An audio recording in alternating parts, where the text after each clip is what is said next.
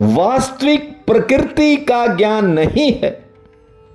कोई भी पशु पक्षी ऐसा नहीं है जो अपनी प्रकृति से ना जीता हो। केवल एक मनुष्य है जो अपनी प्रकृति यानी अपने स्वभाव को ही भूल चुका है। और अब वैसे भी विज्ञापन का युग है। सब लोग एडवर्टाइजमेंट देखकर सब कुछ करते हैं। अब तो सोशल मीडिया का भी ऐसा कमाल है कि लोगों को पता ही नहीं वे क्या कर रहे हैं।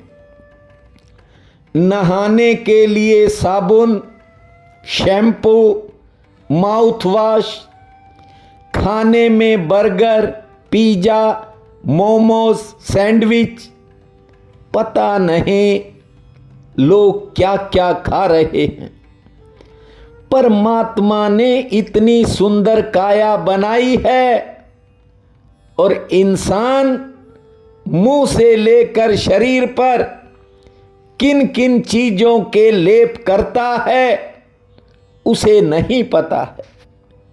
दिन निकलते ही हर इंसान को कुछ नया चाहिए। देखिए, प्रतिदिन सूर्य नारायण विटामिन डी का भंडार लेकर आते हैं और लोग विटामिन डी के पाउच पी रहे हैं। फिर कहते हैं गुस्सा बहुत आता है, सारा दिन टेंशन रहती है, नींद नहीं आती। भाई, जब तक तुम्हें अपनी प्रकृति का ठीक से ज्ञान नहीं होगा और दूसरों की देखा देखी कुछ करोगे, तब तक ऐसे ही चलेगा। लोग घंटों रीलें देखते हैं, पता नहीं कैसे कैसे दृश्य, कैसे कैसे सीन देख रहे हैं। और यदि परमात्मा के संबंध में कुछ सामने आ जाए, उसे फटाफट आगे टपा देते हैं। खैर, इसमें किसी का दोष नहीं है, सब कलयुग का प्रभाव है।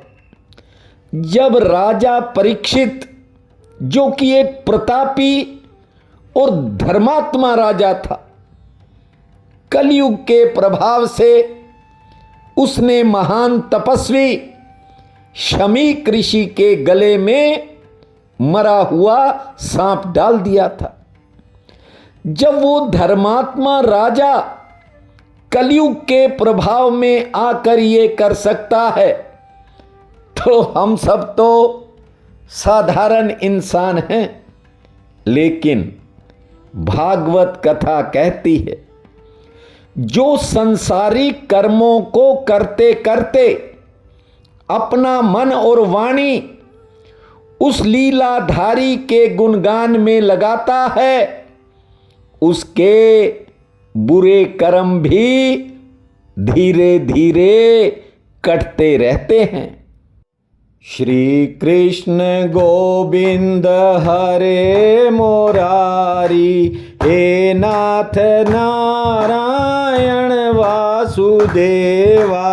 श्री कृष्ण गोविंद हरे मुरारी, हे नाथ नारायण वासुदेवा। हे नाथ नारायण वासुदेवा, हे नाथ नारायण वासुदेवा। श्री कृष्ण गोविंद हरे मुरारी, हे नाथ नारायण वासुदेवा। श्रीमद् भागवत कथा कहती है कि परमात्मा को जानने की इच्छा है तो श्रद्धा भाव से कथा सुननी चाहिए। रामायण में स्पष्ट लिखा है, तब हुई है सब संशय भंगा, के तब हुई है सब संशय भंगा, जब बहुकाल करो सतसंगा। बहुत समय तक जब आप कथा सुनते रहोगे तो आपके मन के बहुत से संदेहों का निवारण भी हो जाएगा, सब संशय दूर हो जाएंगे। देव ऋषि नारद जी ने जब लगातार 4 महीने सत्संग सुना था, जानते हो, समाप्ति पर उन्होंने महात्माओं से कहा, मुझे भी अपने साथ ले चलिए। एक बात पर और ध्यान देना, जब नारद जी ने चातुर्मास में कथाएं सुनी, उस समय उनकी आयु मात्र 7 वर्ष की थी। कल मैंने आपको भगवान के 24 अवतारों की कथा सुनाई थी। नारद जी भी भगवान का अवतार हैं, लेकिन पूर्व जन्म में एक दासी के पुत्र थे। देखिए, बचपन से ही भक्ति का रंग लग जाए तो समझ लेना रंग पक्का है।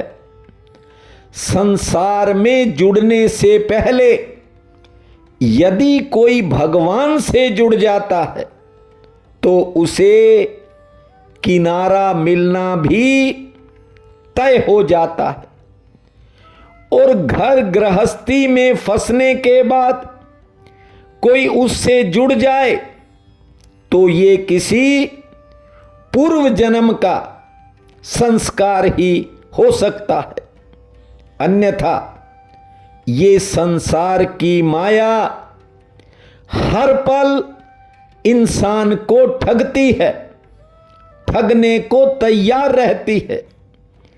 कभी कोई विरला ही इससे निकल पाता है। सेवा और सत्संग से ये माया जुड़ने नहीं देती। हरियाणा के करनाल में लक्ष्मण सिंह जी भादू हैं। गृहस्थी होते हुए भी उन्होंने अपने जीवन का एक बड़ा कालखंड एक डेरे की सेवा में लगा दिया। बड़ी हिम्मत की बात है। 7 दशक पार कर चुके हैं। घर परिवार, बेटे बहुएं पोते सब है, लेकिन ध्यान आज भी उनका सेवा और सत्संग में रहता है। कुछ समय पहले उनके गोडों का ऑपरेशन हुआ था, इसलिए इन दिनों अपने घर पर हैं।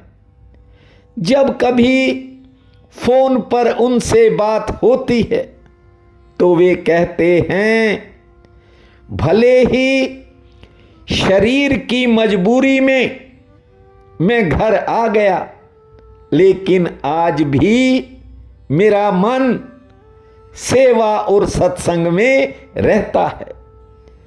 जरूर कोई पूर्व जन्म का पुण्य कर्म रहा होगा, अन्यथा गृहस्थ से निकलकर अपना ध्यान सेवा और सत्संग में लगाना ये इतना आसान काम नहीं है। कच्चे घड़े में आप कोई निशान लगा दो, वह फूटने तक मिटेगा नहीं।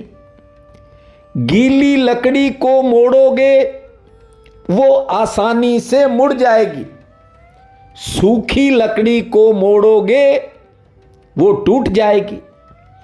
नारद जी कहते हैं कि बचपन में ही मैंने जब हरि कथाओं को सुना तो मेरे हृदय में भक्ति जाग गई। बाल्यकाल में प्राणी का मोह दुनिया की चीजों से नहीं होता। बच्चा जब जवान होता है, शादी के बाद पहला मोह पत्नी में पड़ता है, फिर बच्चों में, फिर कमाए धन में, फिर बनाई हुई संपत्ति में डूबता है। कब जीवन बीत गया आदमी को पता नहीं चलता। भागवत कहती है कि पत्नी, संतान, धन, पुत्रादि और संपत्ति, जिनका मन ईश्वर में लग जाता है उनका जीवन सफल होता है, और जिनका इनमें लगेगा तो ये माया है। कबीर साहब इसे ठगनी कह गए हैं। ध्यान देना, श्री कृष्ण की गोपांगनाएं जो थी, जो गोपियां थी, उनके भीतर वासना जागने से पहले ही भगवान श्री कृष्ण उनके हृदय में प्रकट हो गए थे। इसी कारण उनके भीतर वासना को ठहरने की जगह ही नहीं मिली। घर में रहते हुए भी जो गोपांगनाएं थी, उनका मन कभी विचलित नहीं होता था। श्रीमद् भागवत कथा कहती है, मान लो आप बचपन से भगवान की तरफ नहीं मुड़ पाए, तो आज से ही, अभी से ही लग जाना। आपका जन्म भी सफल हो जाएगा। और यदि किसी कारणवश सफल नहीं भी हो पाया तो अगले जन्म में आपको ऐसा सुंदर शरीर मिलेगा, ऐसा निर्मल हृदय मिलेगा कि आप बचपन से ही परमात्मा से जुड़ने लगोगे और आपका उद्धार हो जाएगा। गोविंद मेरो है, गोपाल मेरो है, गोविंद मेरो है, गोपाल मेरो है। अरे बाके बिहारी नंदलाल मेरो है, अरे बाके बिहारी नंदलाल मेरो है। गोविंद मेरो है, गोपाल मेरो है, गोविंद मेरो मेरो है, गोपाल मेरो है। अरे बाके बिहारी नंदलाल मेरो है, गोविंद मेरो है, गोपाल मेरो है।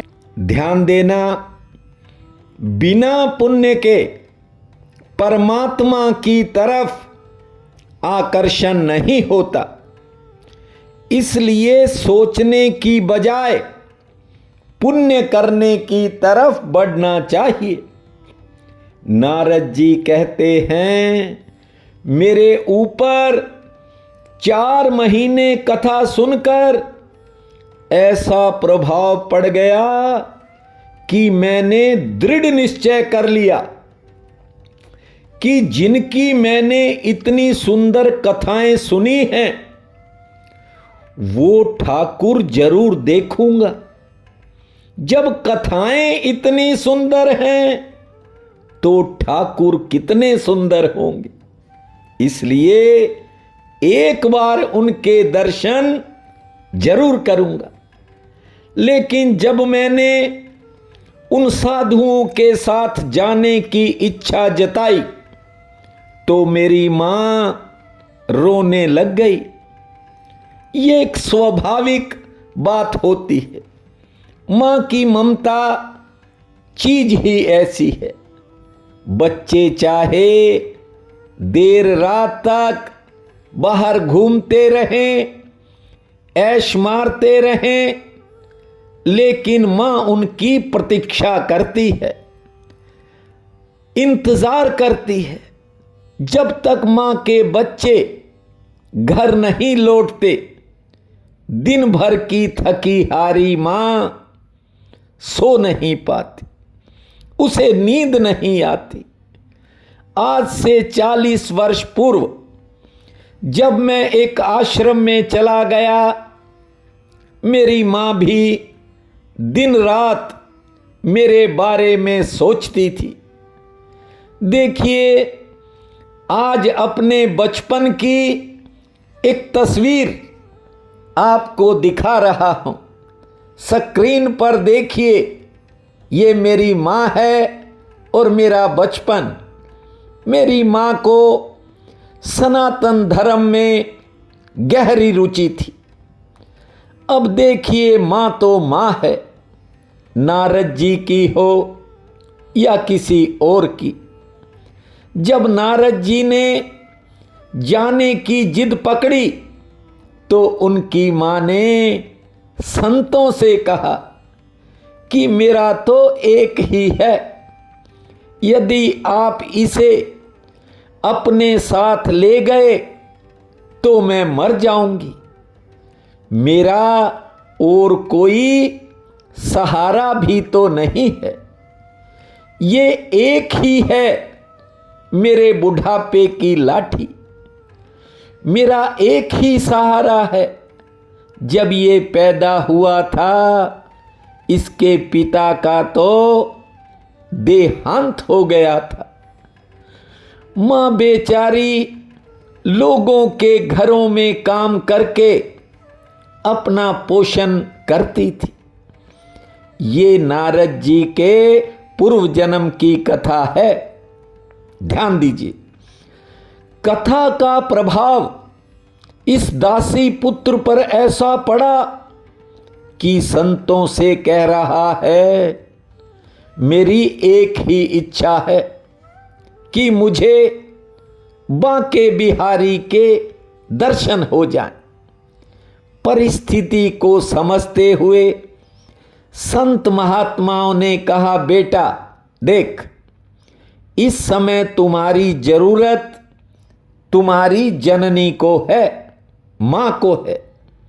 ये ठीक है कि तुम्हारे भीतर प्रभु दर्शन की जो इच्छा है वो प्रबल हो गई है, पर अभी तुम अपनी मां की सेवा करो। आपको बता दूं कि परमात्मा का मार्ग श्रद्धा और विश्वास का मार्ग है। यदि कोई मन और बुद्धि के तर्कों पर चलेगा, उसे कैसे सिद्धि मिलेगी? मिल ही नहीं सकती। दासी पुत्र को संतों पर विश्वास था। उन्होंने संतों की बात तो मान ली, लेकिन जाने के बाद सारा दिन ये बच्चा रोता ही रहता था।